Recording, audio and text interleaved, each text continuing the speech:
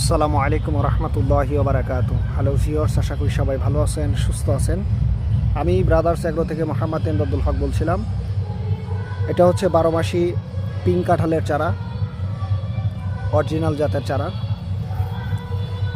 যারা এই 12 মাসি পিঙ্ক কাঁঠালের অরিজিনাল চারা নিতে আগ্রহী তারা অবশ্যই আমাদের স্ক্রিনে দেওয়া নাম্বারে অথবা ইনবক্সে নক করে এই চারাগুলো অনায়াসে অর্ডার করতে পারবেন। আমরা সুন্দর প্রসেসের মাধ্যমে এই চারাগুলো দেশের বিভিন্ন জেলাতে কুরিয়ার করে থাকি।